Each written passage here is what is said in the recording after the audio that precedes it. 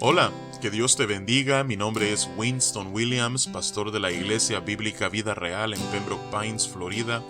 Bienvenidos a otro episodio de Vida Devocional, un ministerio de la Iglesia Bíblica Vida Real, cuya misión es sembrar la verdad de la palabra de Dios en los corazones de los hombres y cosechar vidas nuevas para el reino de Dios.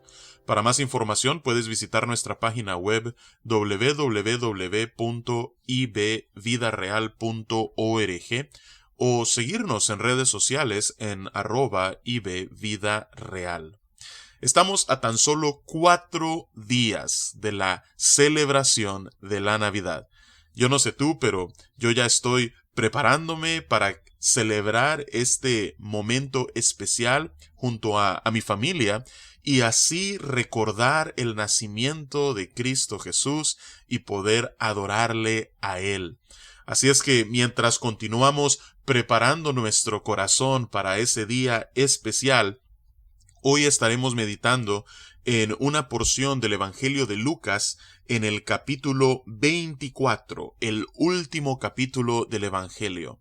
Ya Jesús ha resucitado y ahora se le aparece a sus discípulos, no por primera vez, sino ya se le había aparecido antes, pero una vez más se les aparece a ellos. Cuando Jesús resucitó de entre los muertos, según el testimonio del apóstol Pablo en 1 Corintios 15, Él estuvo aquí en la tierra durante 40 días. Y durante esos 40 días Él se manifestó a sus discípulos y a muchos otros en repetidas ocasiones, pues esta es una de sus últimas apariciones a sus discípulos. Y esto es lo que Él les dice con respecto a su vida y a su sufrimiento del que estuvimos hablando el día de ayer, su crucifixión y su resurrección. Dice Jesús en los versículos 46 y 47, «Así está escrito, y así fue necesario que el Cristo padeciese y resucitase de los muertos al tercer día, y que se predicase en su nombre el arrepentimiento y el perdón de pecados en todas las naciones, comenzando desde Jerusalén». Dice Jesús de que todo lo que ha acontecido había sido escrito, y esto lo vemos nosotros tanto en los Salmos como en los profetas. A lo largo del Antiguo Testamento vemos que cada vez el lente de enfoque se fue reduciendo hasta apuntar a Cristo Jesús. Hemos visto durante esta época diferentes pasajes que nos hablaron acerca de la venida de Cristo. Vimos que en Miqueas 5:4 se dice dónde nacería Él. En Isaías 7:14 se nos dice quién daría a luz a Jesús. En Isaías 9:6 vemos cuáles serían los nombres de Jesús y la paz que Él inauguraría en su primera venida, pero que será consumada en su segunda venida. Ayer estuvimos viendo en Isaías 53 que no solamente vemos profecías en el Antiguo Testamento con relación a su nacimiento y todos los eventos que le rodean, sino incluso hacia lo que fue su sufrimiento. Entonces dice Jesús, así está escrito. Todo lo que ha acontecido no ha sido un accidente. No es que las cosas me salieron mal. No es que yo he fracasado. No, así está escrito. Todo lo ocurrido, tal como dice Pedro a los que estaban en Jerusalén durante Pentecostés, en aquel primer sermón, todo lo que ocurrió fue de acuerdo al predeterminado consejo y al previo conocimiento de Dios. Todo estaba escrito. Y dice Jesús que no solamente así está escrito, sino que así fue necesario que el Cristo padeciese.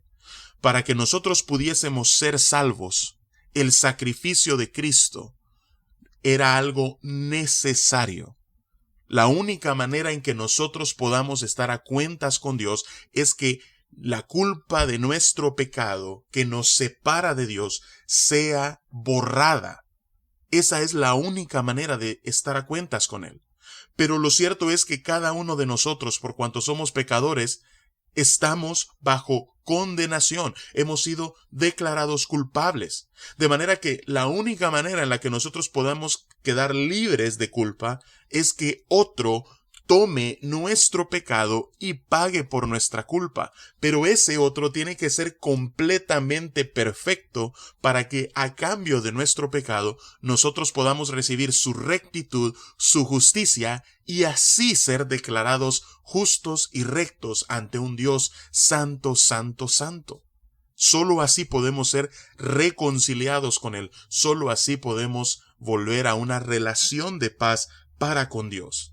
Así es que, si nosotros habíamos de encontrar la salvación, era necesario que Cristo padeciese. Pero no solamente que padeciera, sino que venciera la muerte.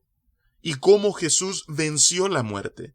Dice en el versículo 46 que era necesario que Jesús resucitase de los muertos al tercer día. O sea que Jesús no solamente debía ofrecerse a sí mismo en sacrificio por tu pecado y mi pecado, sino que además Él debía resucitar para poder vencer al pecado y a la paga del mismo, que es la muerte, y así nosotros, por medio de la fe, poder recibir el perdón de pecados, la vida eterna y ser justificados, declarados justos ante Dios.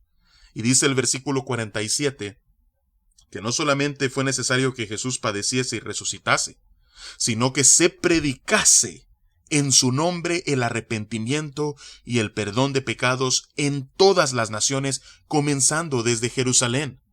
La predicación del Evangelio no es opcional. La predicación de las buenas nuevas de salvación en Cristo Jesús, que en realidad son las noticias que traen gozo y anuncian la paz y nos brindan esperanza en esta Navidad, eso para la iglesia no es una opción.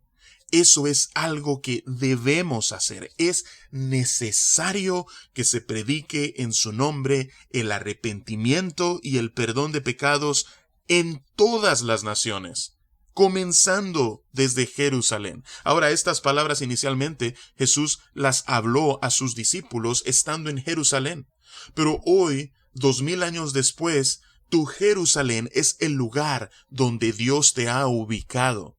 Dice la palabra de Dios en Hechos 17 por medio del apóstol Pablo que Dios ha prefijado para cada uno de nosotros los límites de nuestra habitación, es decir, dónde habemos de vivir y cuándo habemos de vivir.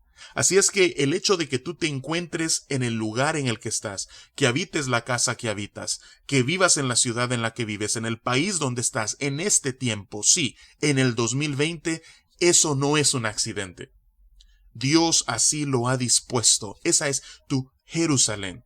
Y dice aquí Jesús que es necesario, a la luz de lo que Él ha hecho, que nosotros prediquemos estas buenas nuevas y las anunciemos para que todos aquellos que encuentren en Él el perdón de pecados mediante el arrepentimiento y la fe puedan venir a la salvación.